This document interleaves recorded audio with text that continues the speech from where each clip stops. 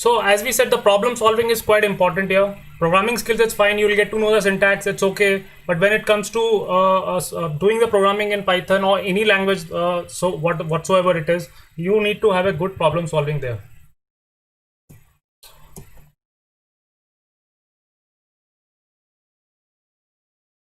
So what does a computer do? So let's come to the computer. What does it do? It performs some calculations, a billion calculations per second. So what does that mean? So if you really look at your laptop has a CPU, right? So somebody might have i5 CPU, or somebody will have i3 CPU, or let's say i7 CPU. So if you really look at this, these CPUs are from Intel, and they have something like 2.5 gigahertz per second. That's a CPU speed. So what happens there is that it is telling that I can do this many computations per second. You can consider that as that many operations a CPU could perform. Okay, and what else does your laptop has? It has a memory. So it has a hard disk, right? So in the hard disk you can store your data. Let's say you could have about 1 terabyte of hard disk, or you could have even 500 GB of hard disk. Apart from that, it has a memory which is also in the RAM form. RAM is also a memory. Let's say you have let's say you could have 8 GB of RAM or 4 GB of RAM. So the difference between the storage is that the RAM is it has a speed, it has more speed. In fact, it's volatile. It just stores your data for some temporary period, and it has you can access RAM faster. Whereas in the case of a hard disk, it is slower, and it stores the data permanently. So whatever you tell it to computer, that is what computers will be doing it. So it doesn't know anything. It's very dumb, in fact. And so you need to be telling it what all things to be done. So let's go and look into. Okay, so there is a recipe. So what is a recipe? So we are talking about a computer has to be told some work has to be done with the computer. At the end, what all we do? We do some programs on computer. We tell computers to do so many things. As it is right now, when you are watching YouTube, there is a program which is running. So that YouTube application is running, and that YouTube application is running on your laptop or on your mobile, whichever way it is, and it is telling the steps for it. Please get the data for this particular channel, and the live Python hands-on coding, right? So for this particular channel, get me the data and please display it to me. And this program is working, getting the data from the server. That's a YouTube server, and showing it to you. But let's go to a simple one. So a normal recipe of, let's say we want to make a tea. So how do you make a tea? You take a container, then put a half a cup of water in that. You let it boil for 30 seconds, let's say. And if till the 30 seconds you're going to wait, and after 30 seconds you're going to put let's say 1 teaspoon of tea, and then you're going to wait for another 30 seconds. After that you're going to put some milk into it, and then wait for 2 to 3 minutes, and tea is ready. And then so that's a recipe of a tea, right? So but then if you really look at it, what is happening there are steps involved. The step one is like you take a container, put a water. That's another step. Then after putting the water, you put it on the stove, and you light the stove, and then it is now heating the water, and then you're going to wait for 30 seconds. So there is a control there, that wait, right now wait. Doing the next step, you need to wait for some time. So that's a flow of control. The flow of control process that specifies when each step is executed. So you're going to tell how each step has to be executed there, and then you need to know that after each and every step which is taken, when you're going to stop a step. Like after, let's say, after putting milk, you're going to wait for 3 minutes, and then after it is boiled, you're going to stop. So that stop also has to be there. Same thing goes with, like, you are watching that YouTube channel right now. So you have already started, you came in, and the YouTube program is working down there, and then it is showing you all the things. There's a chat option also available there where you can chat. And then you stop after this live session is finished. You're going to stop, and you're going to stop the YouTube program. So that YouTube program stops there, right? So that YouTube program came into your mobile or your laptop. It took the memory, and the CPU of the mobile or your laptop executed it. You saw things, that application ran, and then you stopped it. So that was a recipe for the YouTube which you are doing it, and it's a simple recipe is like this. Recipe could be as simple as you say 1 plus 2 plus 3. It's a recipe which is telling your laptop, please add these three numbers. I mean, that could be as simple as that. So when we say computers are machines, well, computers are machines. So how to capture a recipe in a mechanical process? So that's the thing which would be coming in mind. There is something called a fixed program computer, which is like calculator, where everything is in fact pre-programmed into the hardware level, and then you are able to do the calculations. I mean, there's no programming out there. There are keys out there in your calculator, and then you press that. Let's say 2 plus 3, and then you say equal to. As soon as you tell that, it goes to the circuitry of the calculator, which is doing some arithmetic operation and gives you the output. There is already pre-programmed from you, but then there's a stored program computer, and that's what we are here for. We want to do everything as automated. The whole world is moving towards automation. With let's say this corona coming in, a lot of people, they say that now things would be more automated, and it needs to be more automated. And that automation is done using stored program computer. So you write a program, and that automation would be done. It could be any sort of automation. It could be as good as, basically you want to send emails or automatically. You have a list of let's say participants which you want to send email, and you want to automate that rather than sending it individually. That could be automated. Now the automation has gone to a level that we want to mimic human behavior, right? So it's like, you have Alexa or let's say Siri, which can understand your language. So it's an automation out there which is in fact understanding your language, right? So that is a stored program computer which is in fact running and which is converting it. So a machine stores and executes the instruction. So let's see how exactly it is done. So if you really look at a basic machine architecture, it looks like this. And I would tell you that a machine and a human being, there is no much difference.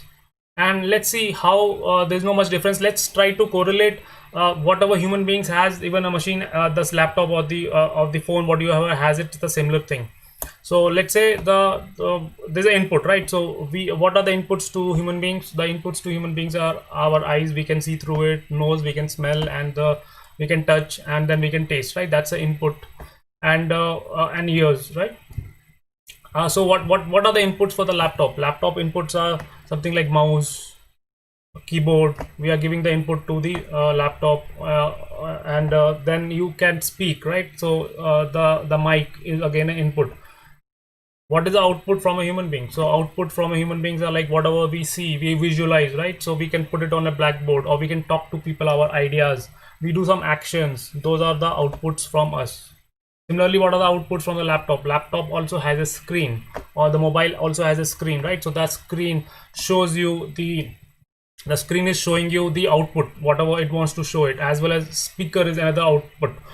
And similarly, if you really look at the Wi-Fi access, Wi-Fi, whatever laptop is both an input as an output. So whatever I am speaking right now, my Wi-Fi is sending it to the modem, right? So that's an output from my laptop, and that goes to the YouTube server, and whatever, and then you guys have subscribed to this channel and you are watching it live. So YouTube server is broadcasting to you, right? So the Wi-Fi act as a output in this case. Also input, suppose you want to write something, chat, even the chat message, you want to write something, right? I'll be able to see the chat message. So then what we can see, that it is actually also acting as a input to the laptop.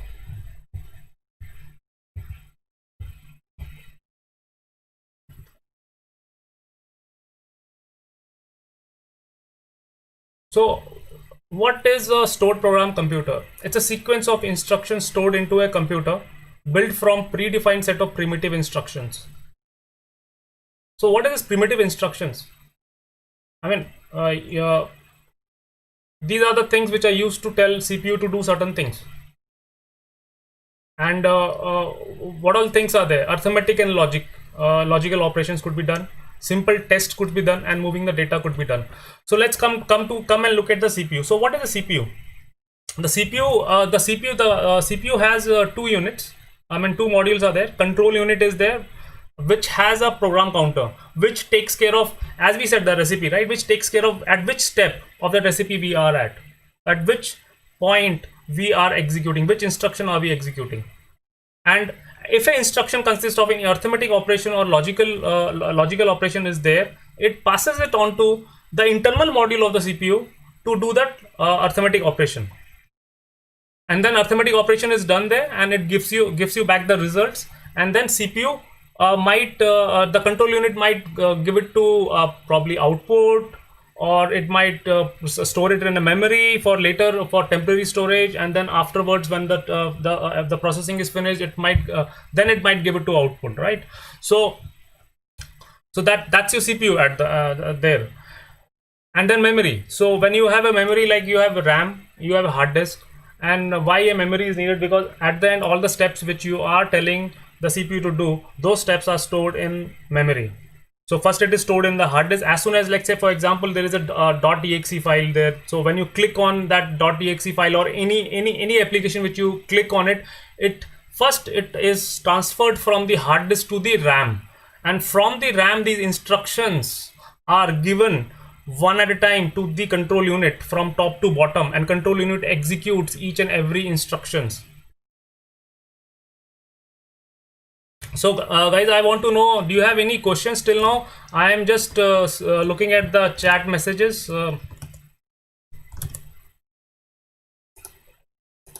So any questions anybody having? Please ask me here.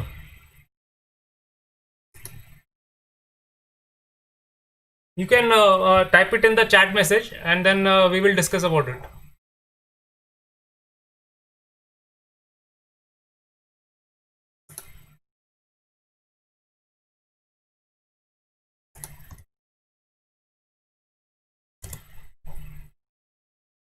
Okay.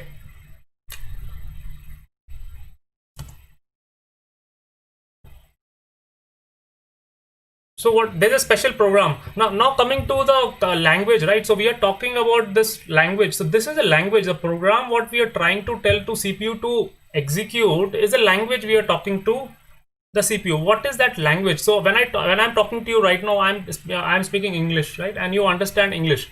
And this English consists of, what does it consist of? It consists of English alphabet, and it consists of English words.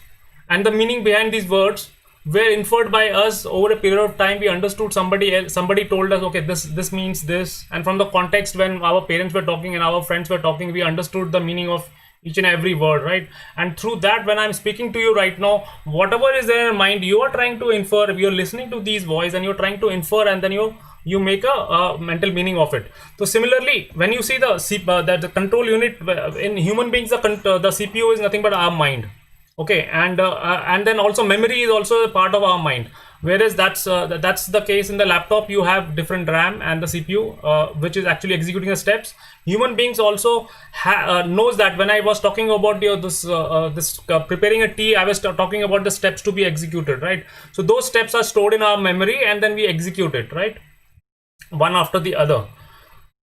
So when I'm speaking to you right now in English language, you understand, and then you probably when I asked you question, is anybody has a question? So people said that no, we don't have any question right now. So I was communicating to you. Similarly, when if you want to communicate to a laptop to do something, or the computer to do something, we need a program which is going to convert into something which a laptop understands, a CPU understands. CPU has its own set of instructions, which is nothing more than just 3 instruction sets. Arithmetic and logic instructions are there, simple tests are there, and moving data is there. So why do you want to move a data? Because the moving of data is required, because you need to get the data from the memory to the CPU. You need to move the data to the output. You need to get the data from input, like let's say the keyboard also has a RAM, keyboard also has a memory. So through that memory, we can in fact had to send the data to the CPU, and then CPU would execute it. So in a sense, the CPU understand only certain things. So we have a Python interpreter. So Python is an interpreter based language. The interpreter is going to convert the instructions which you're going to tell to a CPU converted format which CPU can understand, which is nothing but a set of arithmetic and logical operations, which is nothing but addition, minus, plus, division. Logical would be lesser than, bigger than, and a simple tests like whether if it is bigger than or lesser than, and then moving the data from one place to another. That's all is there inside a CPU. And the interpreter is going to convert whatever we say, because see, why Python language came in, first of all, we have to understand that. Python language came because earlier, when in 1950s, when computers were there, earlier what was there? There was a machine language, right? Because what is a machine language? It's like the computer, the CPU understands only binary numbers, right? So you have to encode those, and it has operations. It tells you, okay, I can do arithmetic operation, moving data operation, and I can do some simple tests. So those are nothing but operation which were also encoded in the number format. So the scientists during that time, they had to put the right machine language, right? So it was very difficult. And on top of it, something came which is assembly language, which was some sort of a better, but it was not a high level language like English type of a language where you can tell machine what to do. It was, and still it is not possible as of yet. But then we are moving towards, we want that we tell the machine that please do this, and the machine does it automatically. It's a difficult thing to do, but slowly we will achieve that. We will be able to achieve that goal near future, after 10 years or something like that. So now you have a special program interpreter, which is like that Python program, that's a Python language interpreter, which we say that please communicate in English type of a syntax, which to the machine, and then I'll convert it into a machine language for you, and then the machine will run. And so what does the interpreter does? It takes a one line of your statement, converts it into a machine language, and sends it to the CPU for execution. And there is another one like C++ and Java. You have a compiler. Compiler is like, it takes hundreds or thousands lines of code and converts it into a executable format, which is nothing but .exe, and then you can execute it. So the advantage of having interpreter versus compiler is that interpreter is like, you can only do one line of code and you can actually test it whether it's working or not, whereas in compiler you have to execute whole program and then test it. So there is a advantage of interpreter, that you could have a time to development is faster, so you save time, because you could execute small snippets of code, and then you get to know, okay, where is the problem out there. So whereas the compiler based programs are faster than the interpreter based programs, but still then now the time to development is faster in the interpreter based programs. So that's where there's a trade-off, where how exactly which language you want to use, that depends on your speed of requirement, right? So well, Python is getting very popular nowadays, because it has a rich set of libraries which could be used for faster time to development. And it is open sourced. The community was always open source, and a lot of people have contributed to Python language, and there is a very rich set of libraries, from statistics to automation, from DevOps to to analytics, and deep learning, artificial intelligence, machine learning, everything, even database execution, web development could be done using Python. And a lot of community keeps pumping in lots of libraries, and quite a vibrant community. And that's why it's getting more famous. And apart from that, it has a very simple syntax. So you can, when you read the program of Python, you understand it. Whereas if you go to C++ and Java, the syntax is quite complicated, and then it's not readable. Once you see the program, it does takes you some time, because there are a lot of curly braces, and then a lot of things are there which is difficult to understand compared to Python.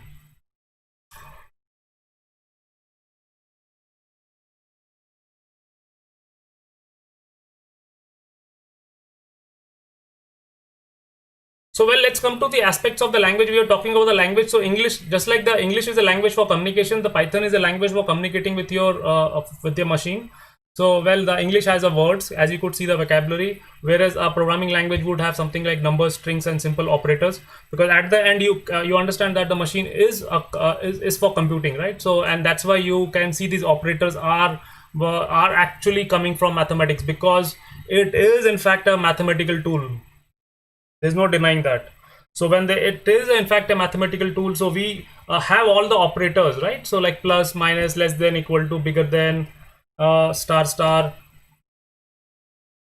that's coming from there.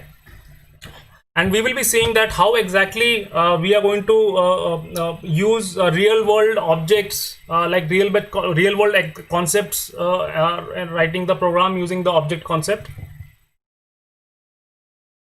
So coming to the aspects of the language, just like the English has a like if you say cat, dog and boy, that's not a syntactically valid statement, right? And the programming language also, you write something like this is a, I mean like as a string in Python, and this is an integer in Python. If you really see that, this is also not syntactically valid, because what is the operation you're trying to do between a string and an integer 5? We don't know. So that's not syntactically valid. Similarly, when we have a cat hugs a boy, this is a syntactically valid statement. Similarly, a syntactically valid statement in a Python language would be 3.2, which is a floating point number, and you're multiplying, the operator is a multiplication operator, and then you're multiplying with 5. So it would eventually give you a result for that, which would be I mean like whatever is the result, right? And aspects of the language is like there is something called as static semantics, in which syntactically valid strings have meaning, right? So English, I are hungry, it's syntactically valid, but static semantic error. I doesn't I are hungry, I mean like, okay, and we can understand what's happening, but then it doesn't make, I mean we don't usually tell this in English.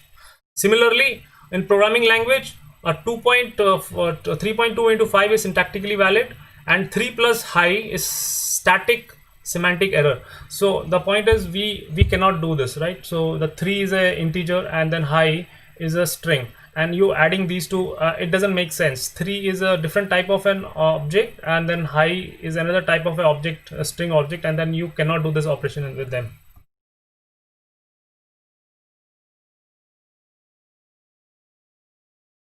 So well, Python program is a sequence of definition and commands. Definition is evaluated, commands executed a Python interpreter in a shell.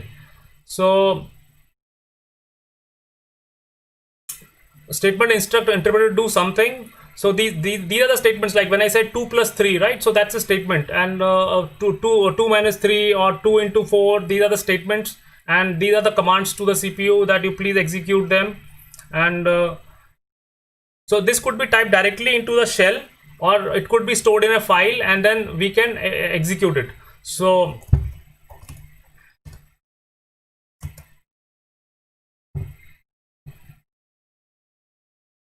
does anybody has a question now?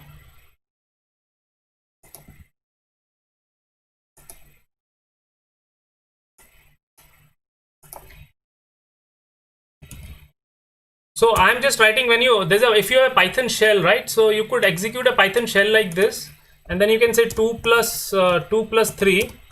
So then it gives you output, right? So what happened is, this is a one instruction which we have written there, and this one instruction, whatever we wrote, the expression we wrote, the interpreter took it and gave it to the CPU, and CPU actually gave it to the arithmetic logical unit and it calculated 2 plus 3, and then it gave as an output as a 5 to my monitor. First of all, I gave the input as 2 plus 3, and then when I entered it, that was the input to the CPU, right? So that this is like this is interactive. This is shell based way of doing it.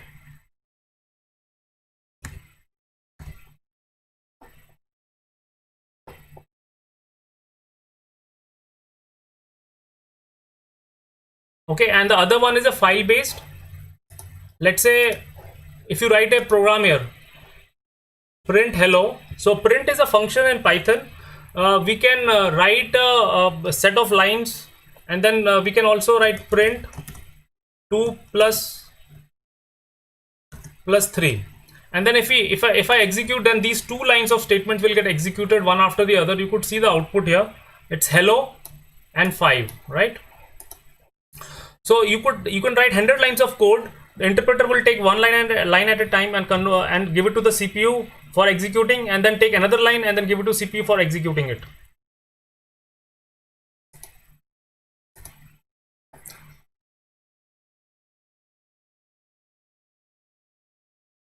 Now coming to the object. So object is a very important concept if you are coming to programming world. If you don't know what object, And if you don't start thinking from the object's point of view, you're going to have a very tough time.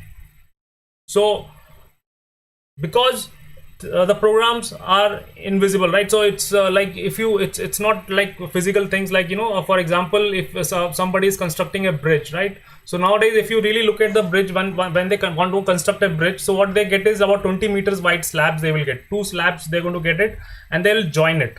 And after joining it, the operation was the join, and after joining it you get a 40-meter slab. So the slab has increased. But then if you really look at it, there were 2 objects. And what was the type of operation they did? That the operation was a join operation.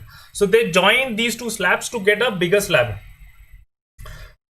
So really look at it, that's an object happening there. And in fact, if you really look at a real world, in the real world, everything is an object, and you cannot deny that. Let's say universe is the biggest object in this right?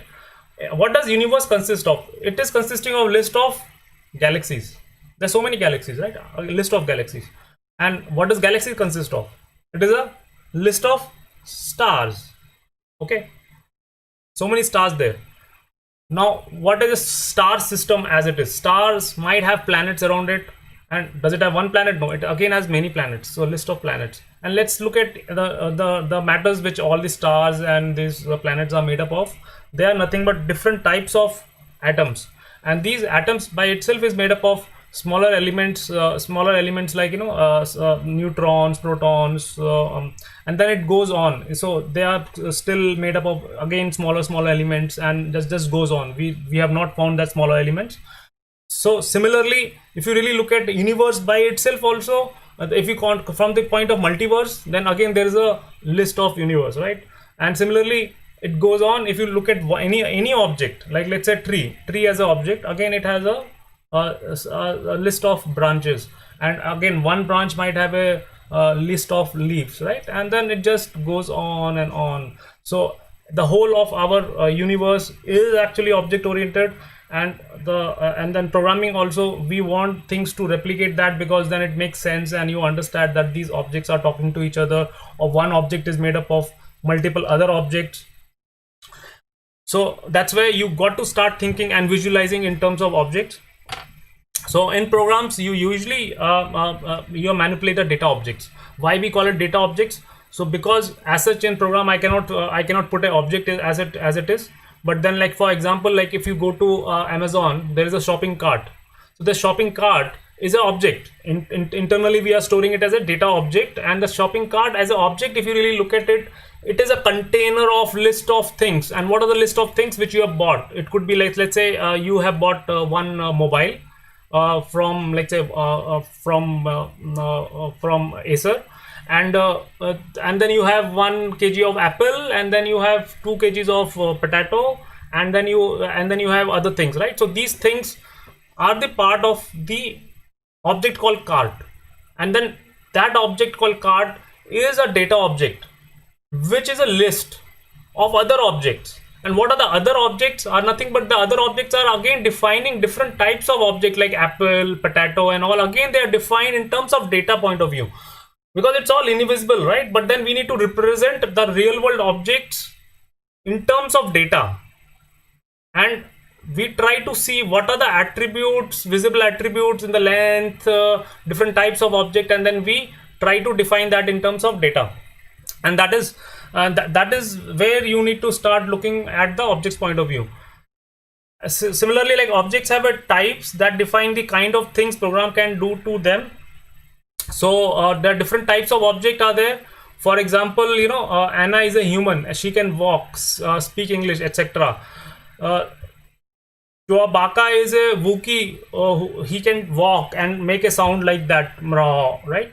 So it's like different object behave differently, and different operations could be done with them. For example, if you have let's say sugar and some sweet things, right?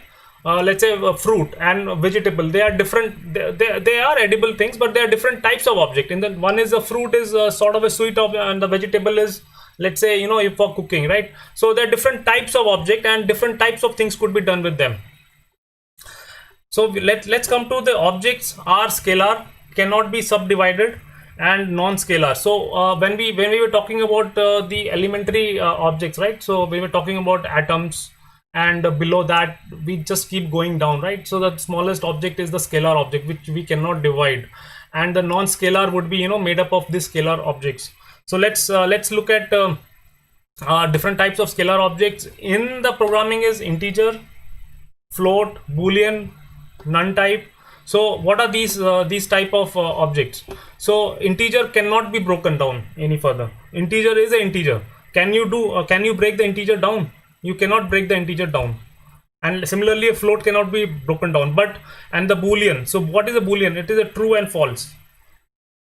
And then there's a none type in Python, which is a special type which says that I can take only one value, and that is a none, similarly to what you have in null in C++ and Java. And how do you see the type of any object in Python? So there's a type function is there, which is the inbuilt function of Python. If you, whatever object you give it to it, it will try to tell you what type of object it is. So let's see one of the so guys, are you able to understand? So do you have any questions? Are you able to understand? So let's pause for some time. You can ask whatever questions you have.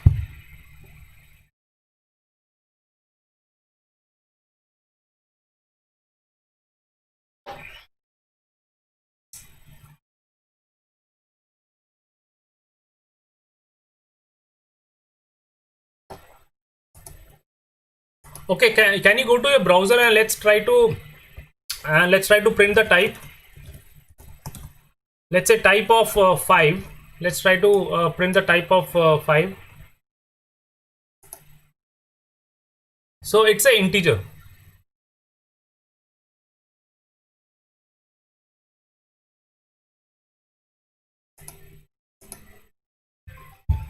And a type of 3. Let's see 3.0. Can you please execute at your end and try to see?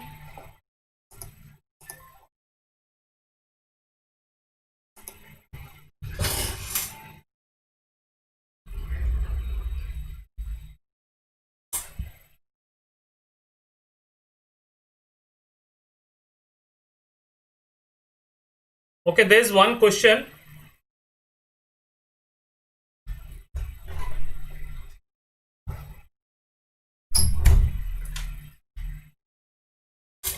Okay, so how do you improve the programming skill and the logical skills?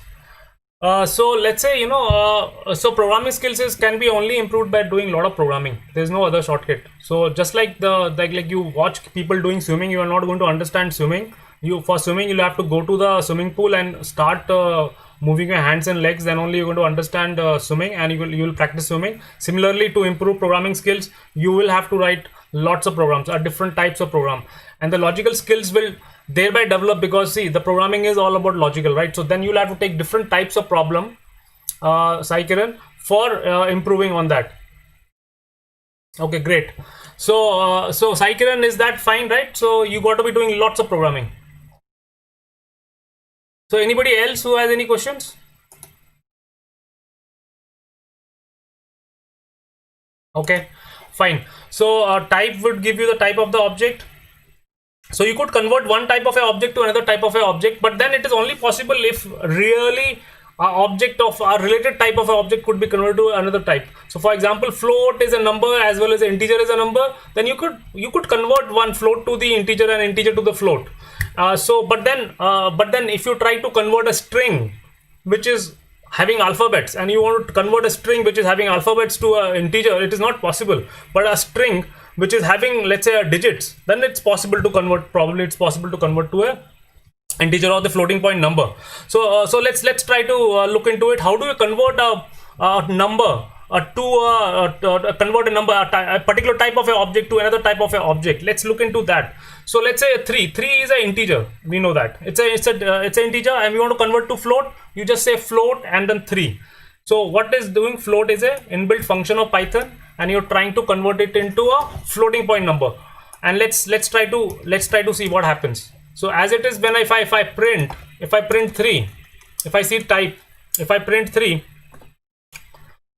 then it is going to just to go ahead and write 3. But if I am going to write a function float, float, and then give it a 3 as a parameter to it, and then we try to run this, see what happens in this case. It is actually converted to float, and it goes vice versa.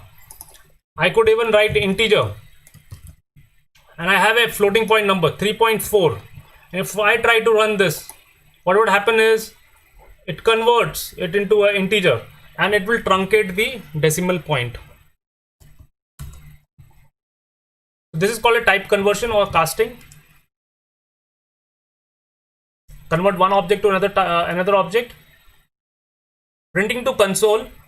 So how do you print to a console? You have a print function, and that's what we have been using right now. Whenever we print it, it is going to write to the console, which is a monitor. So well, if you are in the shell, then it don't have to really print it. It will directly do that for you. Let's say you write 3 plus 4, so it is directly writing it there, right? So you don't have to really worry about it. But then if you are writing a program, in that case you will have to use print to output to a console.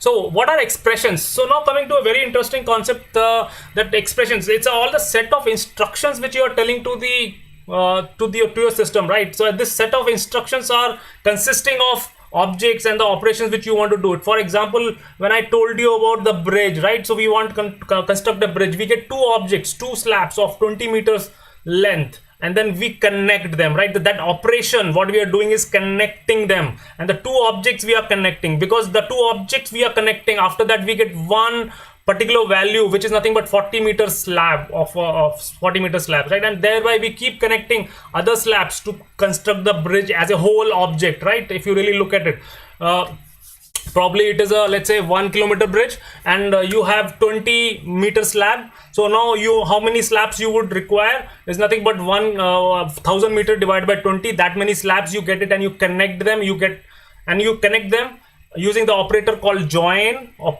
whatever.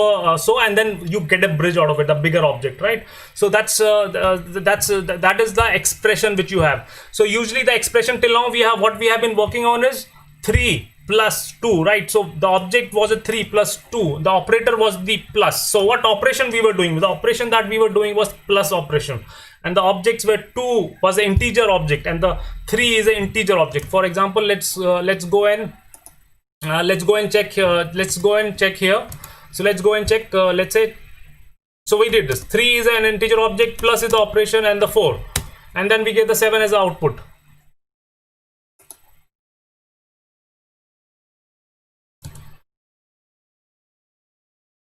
So what are the operations on integer and float? So if you have a I plus j, so we are doing sum on these two objects, and difference. So there are different types of operators, arithmetic operators we have: plus, minus, star, divide.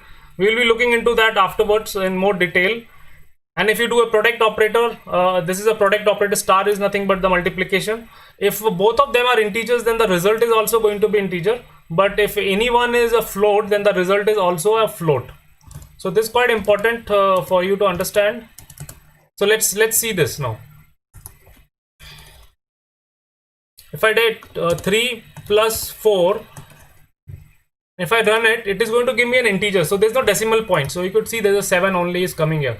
But if I write 4.0, and if I try to run that, then you could see that it has converted it into a floating output.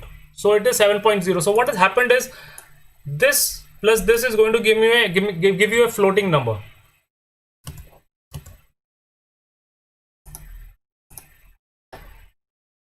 But in the case of division, no matter what you do, the output is always a float. So let's see, you have a 4 divided by 2.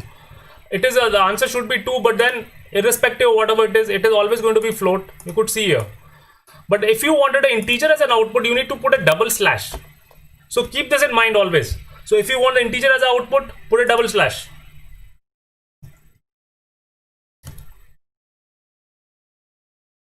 Okay, and what is there's a I mod j, which is going to give the reminder when you divide. I is divided by j. So let's say if you do 2 mod, let's try to do this, and then quickly. So let's say I do 5 mod 2. So when you divide 5 by 2, then 2 2s are 4, right? And then the remainder would be 1. So the mod is nothing but it is giving you the remainder. So that's what the mod operator does. Similarly, this star star is an exponential operator.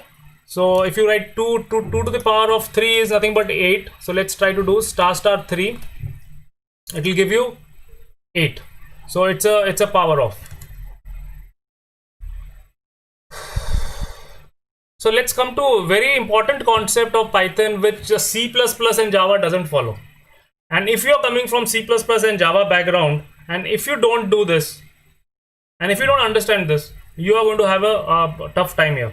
So let's look at the binding variables and the values in Python.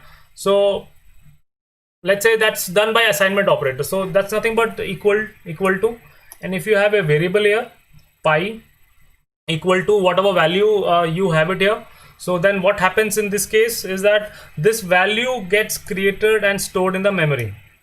So, and then this pi is a variable which is going to point to it. So value is stored in the computer memory, and assignment binds the name to the value. So remember, it binds the name to the value. Value is the most important thing, because Python is not, it's a dynamically typed language. You don't tell the type of the object, the type of the object is inferred from the value itself. So this is a floating point number. So the type of the value is inferred from the value itself. The type of the object is inferred from the value itself. So let us look into one example what happened here, in fact. So let's try to look into it. So let's say usually a RAM, this is a RAM, let's say. It has a memory. So let's say if you had a 4 GB RAM. So it will start from, let's say, forget about how the addressing looks like, but it starts from, let's say, 1 onwards, and it goes up to, it just goes up to, this is 4 into 10 to the power of 9. So this many cells are there. So now what happened here was that as soon as you write 3.14, so 3.14 was stored here. And remember, 3.14 as a value is a floating type value. Okay, it's a float.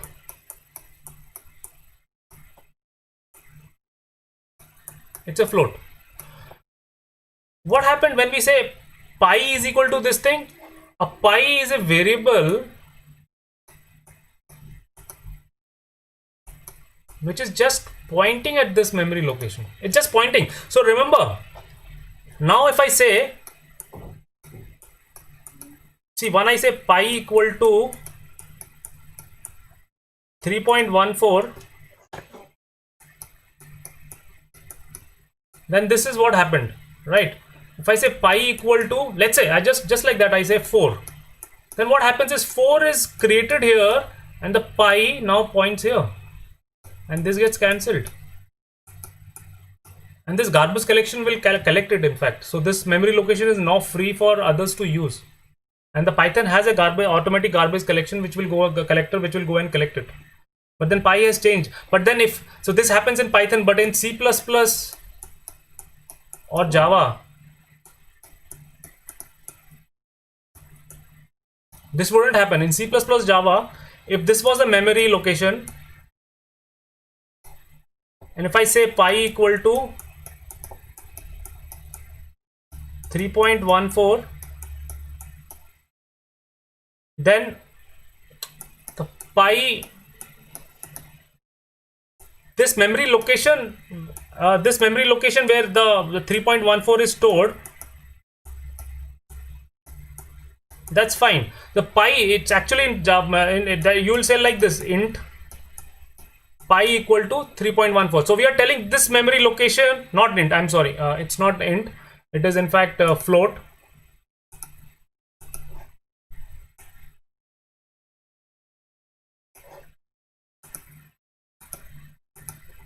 So this is nothing but float.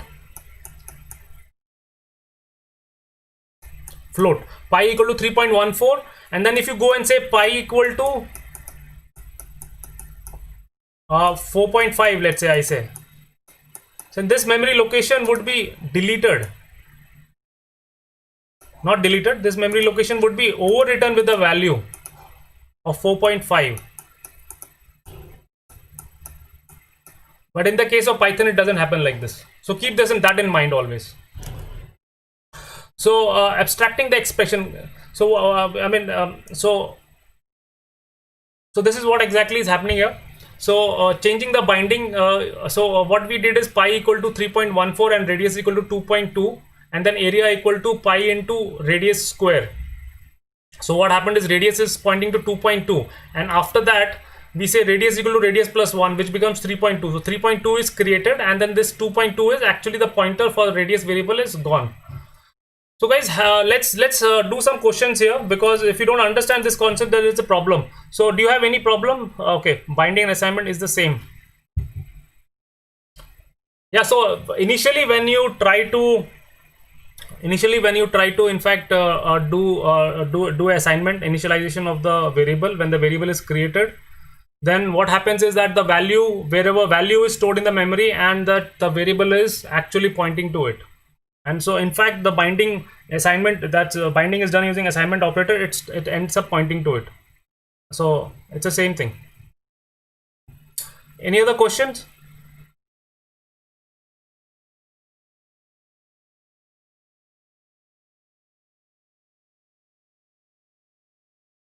Yeah guys, any other questions? It's very important. A lot of people make mistakes in this, in Python.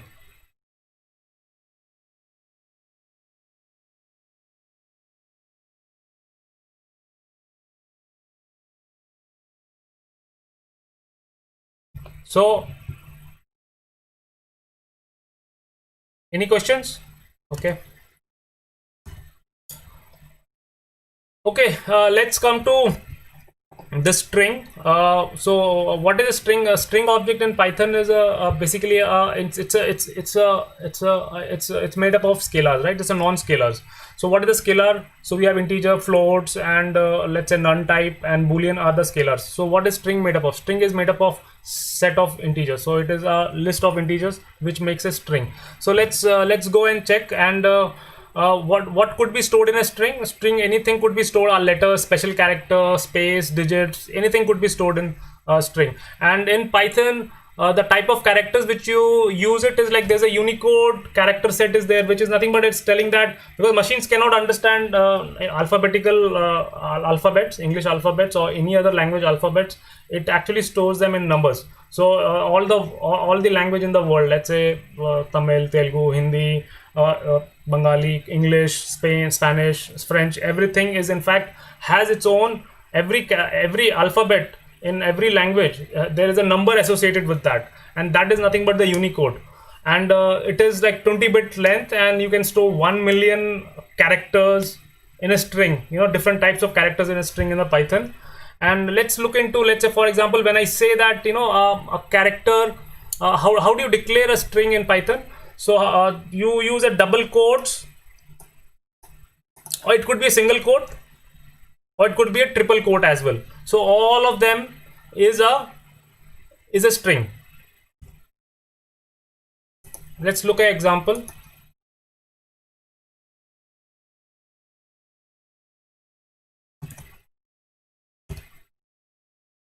So this hello is a string object, str. Okay, and let us say,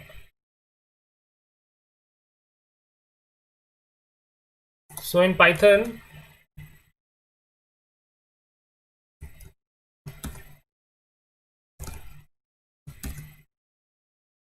or you could have a double quote as well.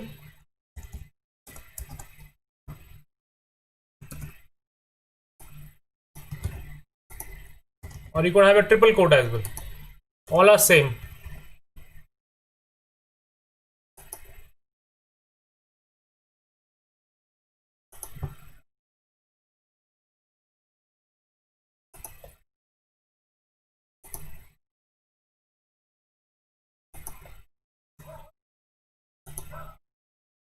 So that is a string. So with a string, you could do concatenate of a string could be done, concatenation of the string. So let's say you could assign a variable to, like this, and then you could say greet is equal to hi plus name. So let's say I say hi. So I'm going to store it in a variable here, hi there, and then name is equal to Anna.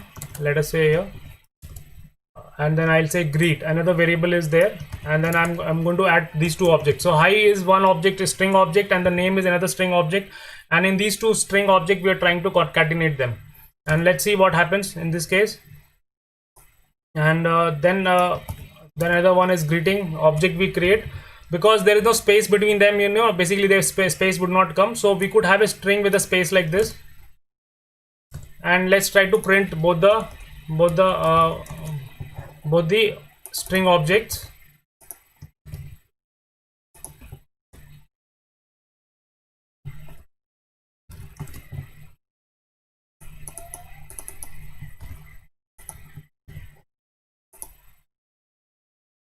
So you see that you could do a concatenation. So this is an operation which you are doing between the objects.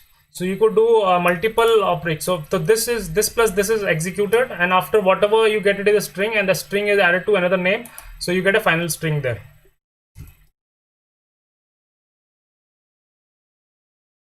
So you could take a input from the user using input function. So how do the input function works? So you say input, and whatever string you say, it is going to get printed out there. So input, whatever you want to say, please enter the input.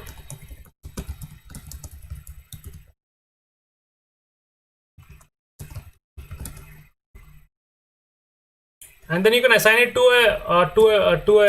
a number, num, some variable you could have, and input it. And let us see.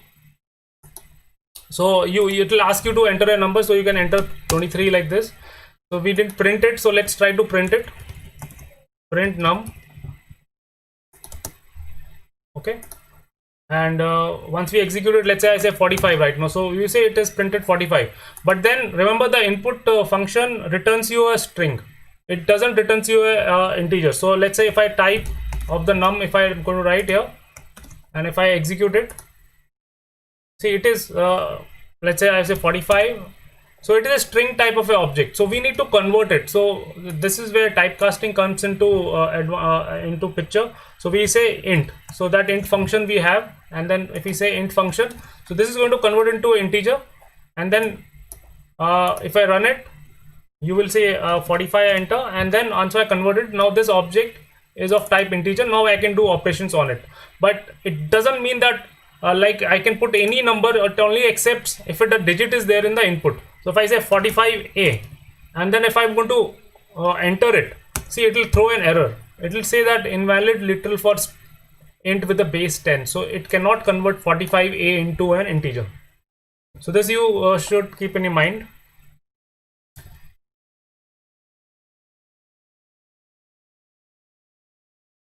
So always remember, input gives you an integer string, so you must always cast it. Similarly, you can have a comparison operations. So integer, float, and string is there. So let's say I and j are the variable names. So comparison below evaluates to a boolean. So what is a boolean? So the special type of value is there which is true and false. So let's say if I go and tell here,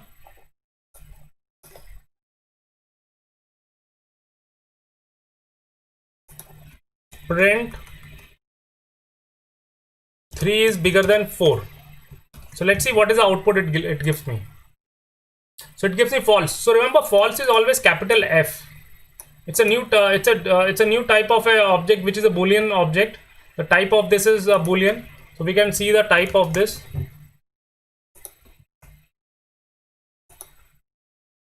So look at this. It's a type is bool. Okay, and those are these are the types. In mathematics also you have the same thing we can use here.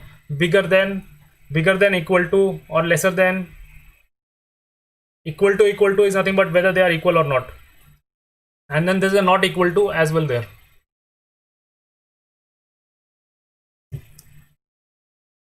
So equal to and not equal to. Let's try and see not equal to. Print, let's say if I said 3 is not equal to 4, so this is 3 is not equal to 4. So this is going to give me true. And if I say 3 is equal to 4, this is going to give me false.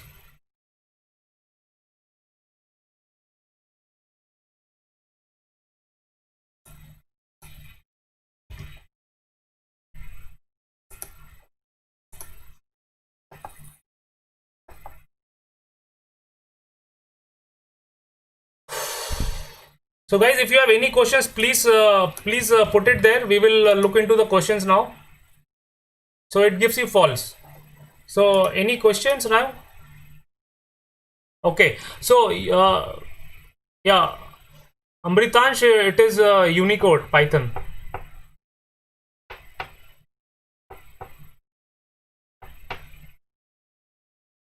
So no ASCII representation in Python. It's a Unicode.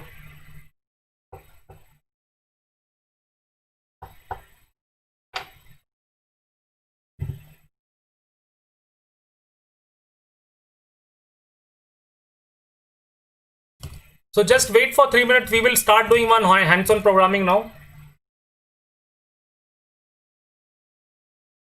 And we have a logical operators on booleans. So not A would give you, it will make a true to false and a false to true. A and B is something as same as, in English language.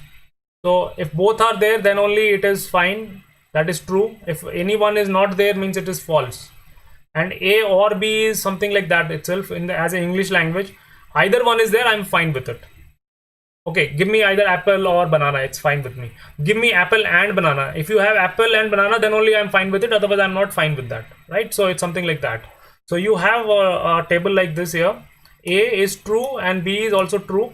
Then A and B is going to give you true.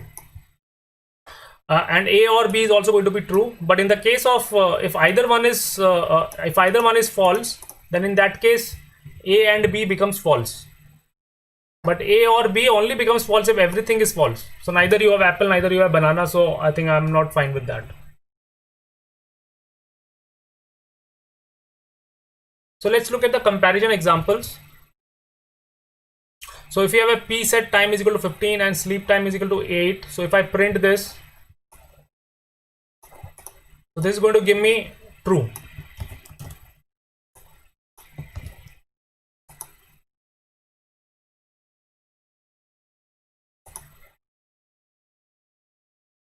No, okay. Sleep time is bigger than P set time. No, it is not bigger. So 8 is not bigger than 15. So it's going to give me a false. And what about this? So let's look at derive is equal to true and drink is equal to false.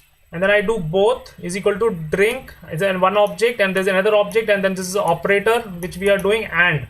So true and false is a false. So this is going to give me a false output.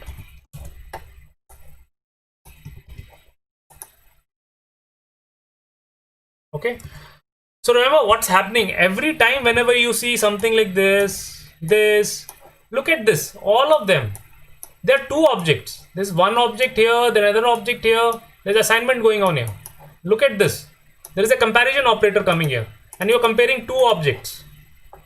Here again, there is an AND happening between two objects, and then once you do an operation, you get one result. Similarly to what bridge is like, what we were talking about when we are constructing a bridge, we get two slabs, 120-meter width each on length each, and then we connect them, and then you get one object out of it. Similarly, in an expression also, you're going to get one object. Let the expression be of anything, you will get only one object of a particular type basically after getting evaluated. So let's come to the if condition, and then we'll go on to a problem solving then afterwards. So let's say the control flow and branching. So till now what we were talking about, let's say the condition, if a condition has to be there, a condition should be a boolean value here, boolean. If something is bigger than something, then you do set of instructions would be executed. So let's see one example.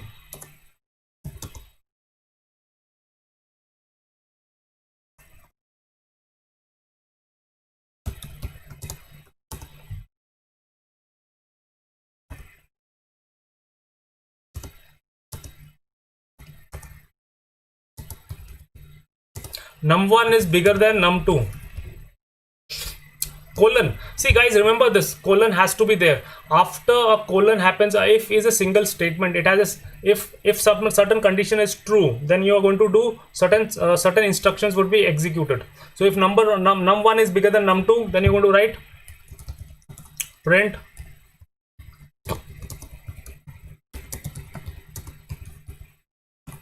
num2. Okay, so this is a simple one.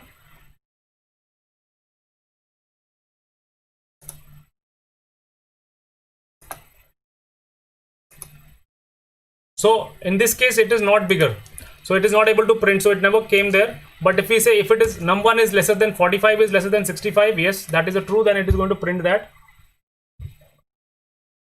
no is less than num2. Okay, so basically, but if num1 is never, okay, and then we can have a elif one more condition is there. If num1 is bigger than num2, print num1 is bigger num2. Okay, so let's try to look into what happens in this case. So num1 is lesser than num2, but what if I make it bigger than let's say I can 78. So now num1 is bigger than num2, and let's go and check into this. So num1 which is 78 is bigger than num2. What happens if it is neither of them? Then it will be else. We can say that print num1 is equal to num2. So let's run this and then I'll make it 65 now. So only one block will get executed. If it is lesser, then only this get executed. If it is bigger than num1 is bigger than num2, then this one will get executed. Only this line would get executed. Or else, if none of them is satisfied, then this line would get executed. So that's your control flow branching. So the condition has a value true and false. And remember, this indentation matters a lot. So whatever set of instructions which you want to have should be part of the if condition. And then if one if condition can have another if condition. Okay, so now since we have done this, let's go and do one problem. So our problem is this. So even before going to the problem, I want to know, like, you know, anybody has a question now. So anybody having a question?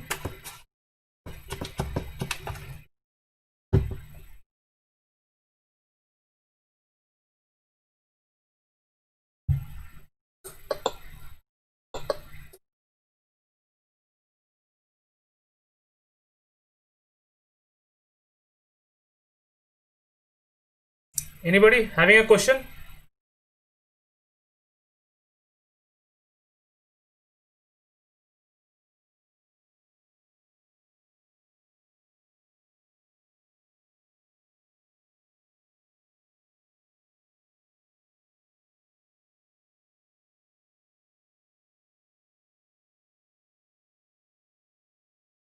Okay, nobody has a question, so let's try to do a problem.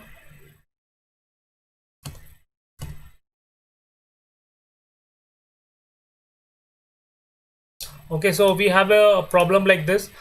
Prompt the user to enter the weight in kgs and record weight. Okay, and then so we are going to find the BMI of the person. So we are going to tell him, so how do you find a BMI of a person? The person gives his weight, and BMI is body mass index, and then he gives the height. If the BMI is lesser than 18.5, we say that he is underweight. If the BMI is between 18.5 and 25, we say it is normal. And if the BMI is between 25 and 30, we say overweight. And if it is above 30, then we say it is very overweight. And what's the formula? Let's say the person has a 70 kgs, right? So the formula is 70 kgs divided by height in meters, height square in meters. So it is like, let's say once I say 1.7, so I am 1.7 meters, so it will be 1.7 meters square. So that's the formula of it. But the point is, some of the people will put they don't know their height in meters, they know height in feet and inches. So we should be able to give the height in feet and inches or in meters, and we should accept either one of them. And then if he is given, the person gives in meters, and it is well and fine. But if the person wants to give the height in feet and inches, then we should be able to take the height in feet and inches and convert the feet and inches to a meters, and then we calculate it. So let's try to do this program. So everybody start writing the program. So we need to input it. So we're going to tell the user to input the height in weight, weight right now, weight in kgs. So you got to have a variable which is defined so well that and this is a float, so that if even if you come afterwards to look at the program, you understand it. So once we have the weight in kgs, then you need to prompt the user what is your preferred unit of height. So it could be F or M in meters. So we need to ask them, and this is a string, so there's no issue in that. So we could have just like that. What is the preference?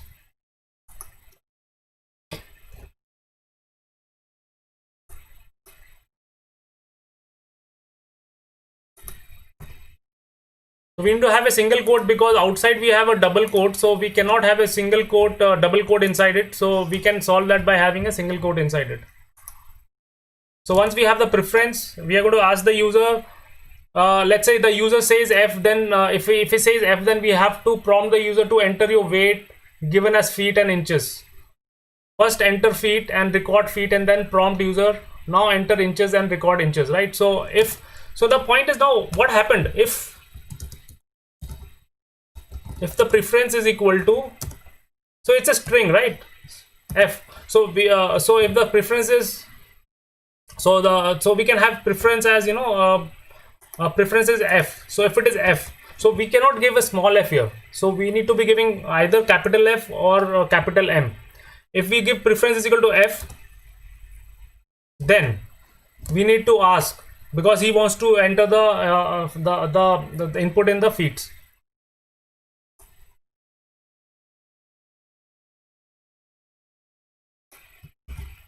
So you're going to input it, so you want the feet part of it.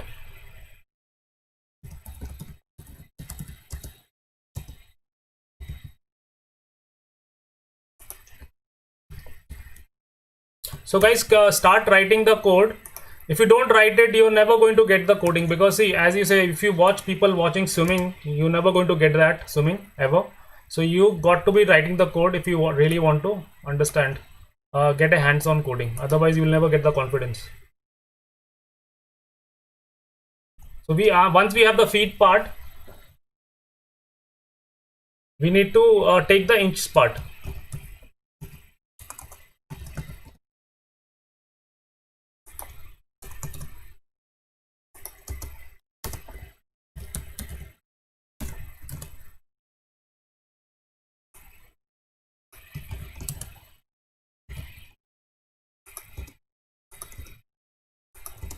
Okay, so once you have taken the feet part, the inch part, so guys, look at this. So look at this, what is happening? The block has started. As soon as you put a colon, the indentation has to be there. If the indentation is not there, it is not going to work. Remember, equal indentation has to be there. Okay, so equal indentation has to be there. So now we have the inch part of the so we need to convert this into meters. Why? Because at the end our formula says that it's a height square in meters. So let's convert this into meters. So how do you know what is 1 feet 1 feet to meter? So what is 1 feet to meter? So it is 0.3048. So let's try to convert it.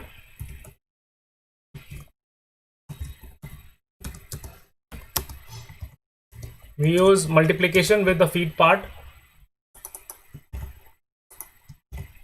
So here problem solving comes here. You got to understand that. See the how do you convert it? So there's some mathematics comes here. So you convert the feet part to the meter part and the inch part to the meter, and then you add them up. So what is 1 inch to what is 1 inch to meter? 1 inch to meter is 0.025. So let's say inch to meter equal to 0.025 star inch part. So okay, so now that's what we have it. So we have height in meter equal to feet to meter plus inch to meter. So here we get it. And as soon as I go here now, if there was a if preference equal to f, that is the time you are giving in the feet and inches. Now if the preference is not f, which is if it is m, in that case I need to have a else block which says that my height is in meters, so I need to get the height in meter directly. So I'm going to use the same variable, and you remember the binding problem, we are going to use the same variable because variable name, because we want to use that in the formula. So we're going to write input, and remember we need to convert it into float. Okay, and then we need to also convert this into float.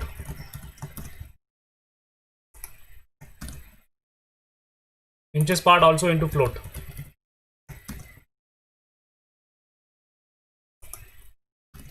Okay, it could be integer as well, that's not an issue, because but then because at the end we are going to get a floating point value, so that's why we are converting into float.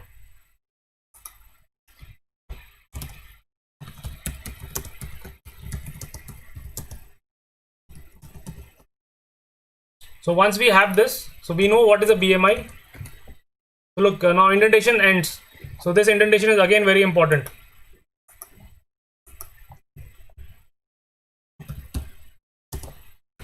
So now BMI is equal to, what is the BMI equal to? Weight in kgs divided by, let's put a bracket here, height in meter square. Okay, so that's the exponentiation operator. So star.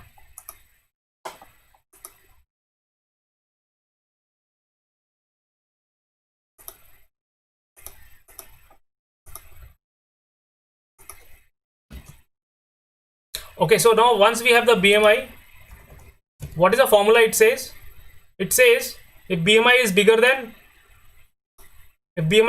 this thing, then it is underweight, right? So let's try to this operator works in Python. We could have something like this as it is. There's no problem in this. So we have if condition. Now if BMI is lesser than 18.5, then we say print underweight. Again indentation ends here, elif. So what it is telling, so it is going to compare. So this variable is there, it will compare both the ends, so this operator also and this operator. So in Python this is possible. You can write this expression as it is. So it's going to compare that if this variable is bigger than equal to 18.5 and lesser than 25, and if that happens, then we are going to print it is normal.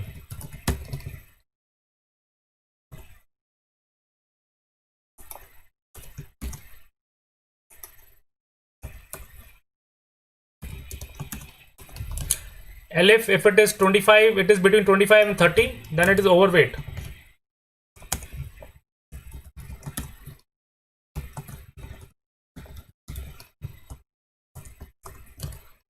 And then we can have another elif. You could have else as well, or elif, doesn't matter. So I think if it is bigger than this thing, we don't care about it, so we can tell else here, and then we can say it is overweight.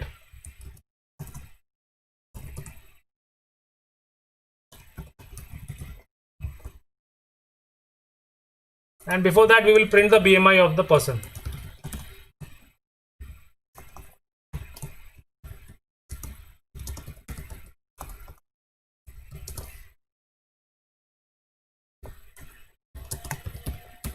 Okay, so that's the program for you, and let's try to execute this. And before even executing, let's try to see some of the examples of the BMI index.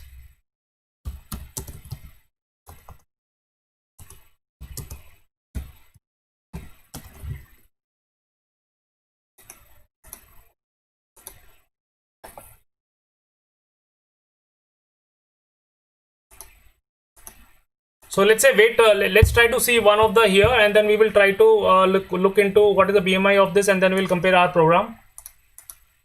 Okay, and we could have it in meters or in centimeters also. So let's say we have a weight 70 kgs, and then height is, let's say, 5 feet 9 inches, and let's calculate the BMI. So BMI is 22.8, and this is normal. Let's look into this. We will run our program here. We will give, wait, so there's some problem. Could not convert string to float. Enter your weight in kgs. So enter your weight in kgs. So what we are trying to do, enter your weight in kgs. So I think we need to have an input here.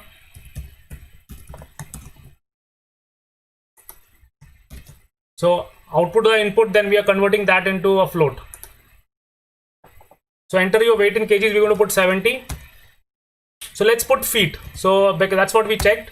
So the first feet is 5 feet, and the inches is 9. So the BMI of the person is 22.7, hence a normal, and that's what we got. So this is like it's rounding off to the nearest decimal it's sealing it. So we got something like that. This is more accurate, in fact. So that's the BMI of a person when we give it in let's say feet and inches. So we we converted into a height in meters like this. Let's calculate the height. Okay, so instead of this,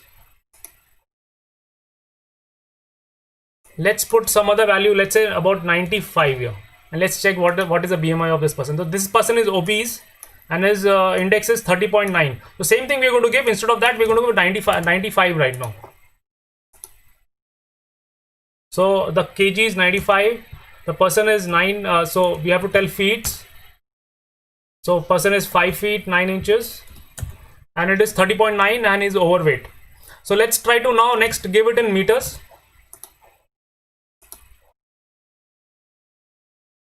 Okay, so let's say the weight of a person is 70 kgs.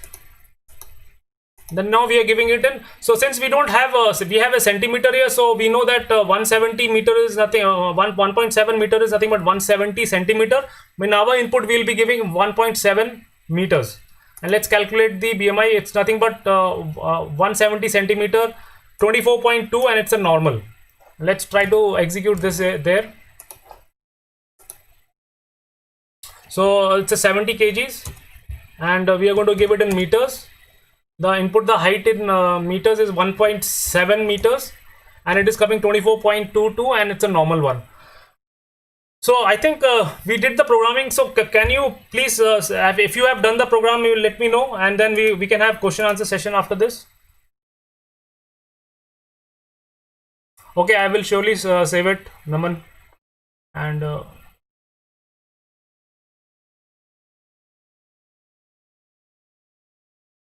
okay, so I'll save it, right? So any questions? So this the video will be available to you after this. I will save it, and then you can watch it again. You can come here and watch it. So if you have questions, please ask, and then we can solve it right now.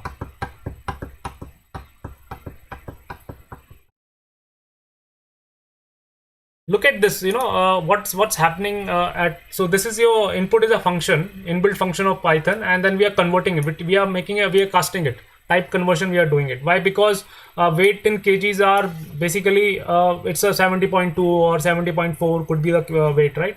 And then this is this input gives you a string, and we are trying to capture whether it's F or meters, right? So then we take it as preference, the variable we are trying to store it in a variable. And look at the variable names. What we are trying to use is quite so that once again we come and watch this program, we don't get lost like what we have written here. Don't ever use X, Y, Z as a variable name.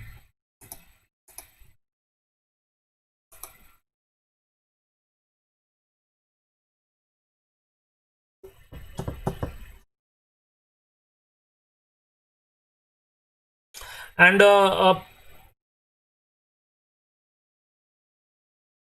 okay, and if you really see what operation we are doing here, we have a floating point value and object, and then we are trying to do some operation on it, and then another object here, and this is another operator. So once this get evaluated, then we are this expression gets evaluated. Here we are doing a binding of this this variable to this value, whatever value you got there. So remember, in Python, what happens? Whatever value was created out of this operation would be stored in the memory, and this variable name would be will be binded to that particular memory.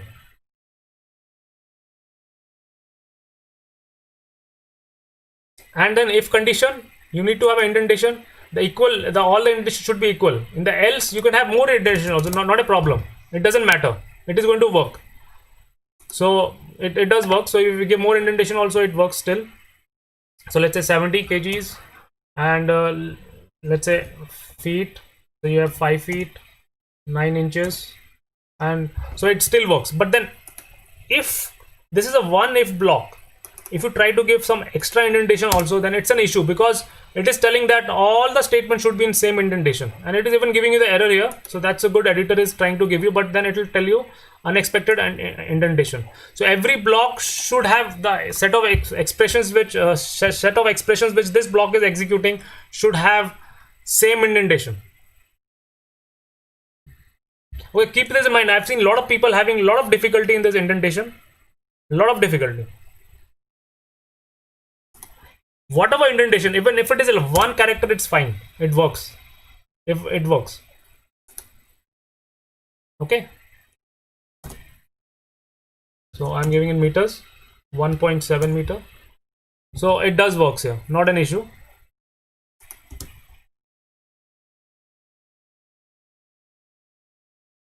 See what we have written here. This could have been written using a two and like this, and. So we could have used and also operator here, but then in Python it gives you this flexibility, so you can use this. So anybody having question here now? Do we need to leave space between two commands? Example, line 2 and line 4. No. You don't need to have a space between them. No, not necessary. No space. It's okay to have it's okay to have no space. This is fine. Perfectly, it works. So this works.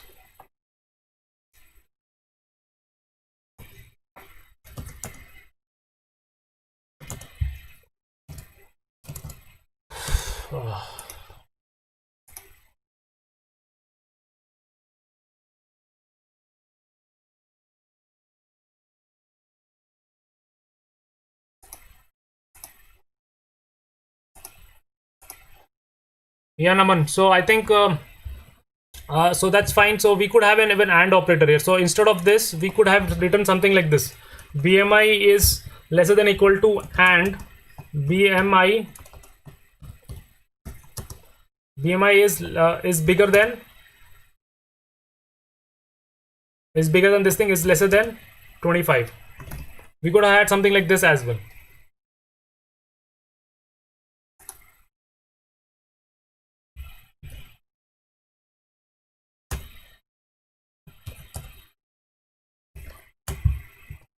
So it's a normal. So either you could have like this, or you could have an and operator here. So we are telling both of them are true, then only go here.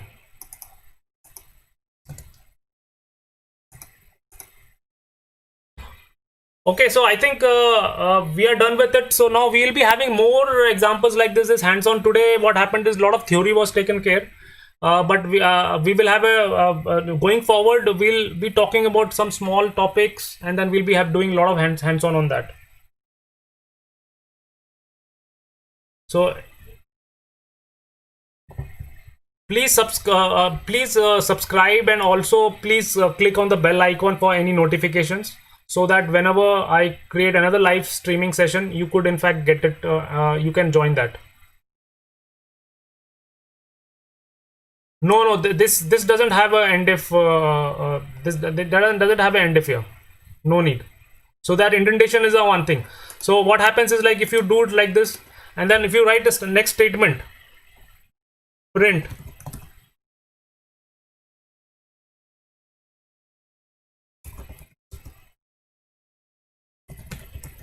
this is the next statement, right? So this is not a part of if statement always. So that's the whole point. So if it works only on indentation, so as soon as the indentation ends, and we write here, it is out of if condition. Everything which is indented will be part of that. So it's automatically, and that's why Python is so readable. And that's why people want to adopt Python.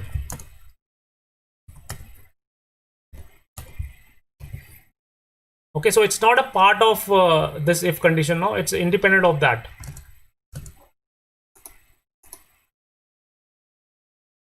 Okay, so as a part of this we are doing with Python, but then going forward we'll be doing a lot of maths also, because if you really look at AI, machine learning and deep learning, it's very much dependent on maths. So we'll be doing probability, matrices, vectors, calculus, statistics, all the topics like statistics. So in calculus we'll be doing partial derivatives, slope, and matrix. We are going to do matrix multiplication, eigenvalue, eigenvectors, rank of matrix, because those are quite important when it comes to principal component analysis in machine learning. So because we need to reduce the dimension, right? So we are going to do that matrix part, and vector, which is a very important topic, because it's all metrics and vectors, right? If you really look at deep learning, machine learning, or in fact analytics also. So we need to have an intuition of how exactly vectors work. So we need to see the magnitude of vector, what is the angle between the vector, what is the direction of the vector, and so that part we would be doing. And in statistics we'll be looking at central limit theorem, as well as we are going to look at what is sampling, a different sampling method, and then also p-value, probability, conditional probability, and how in the real world example how the probability statistics comes together. Because if you really see machine learning and all, it's all about inferring the population from the samples, right? Yeah, we'll be doing DS algorithms also.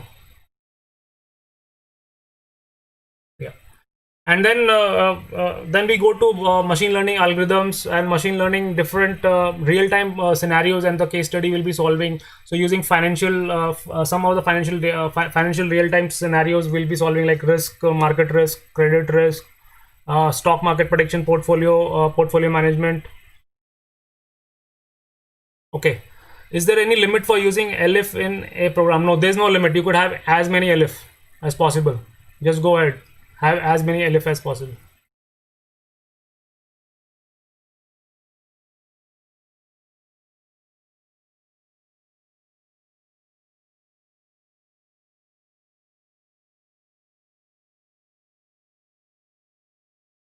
Okay, so you got to press on the bell icon and notification, because the live streaming will, if otherwise you will not get to know. Okay, I think let's stop right now. I think it was good that you came, and then so spread this word to other friends of yours also, so that they can come and subscribe to this channel. So we'll have a lot of interesting problems to be solved. In fact, we'll be doing lots of hands-on, and the real-time problems we'll be doing. Okay, and the maths part would be the most interesting, I'll tell you. Believe me, when you start looking at the maths part and you start looking at how exactly it is related to it, how the probability statistics is what we are trying to infer, right? So actually, if you really look at machine learning or the deep learning, it's all about inferring. It's a probability based. Probability based, right? Whereas the normal programming, what we do is a rule based. Here we say from the whole sample, whatever sample of data we have, we predict, okay, this is what we think would be the output. Okay, very much tightly. So all these vectors, matrices, probability, calculus, and statistics are quite. That's what we do it in machine learning and deep learning.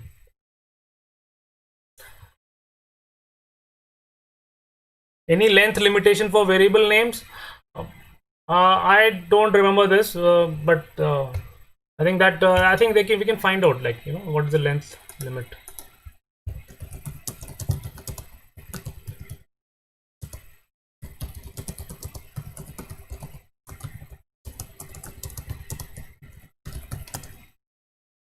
It's 79 characters. Good question. 79 characters. But you don't need that much, right? Why do you need that much? At the end, the variable you should be able to understand. 12 characters, 15 characters should be good enough. If you have 79 characters, then it will be very difficult for you to understand in any case. So good question. Any other questions?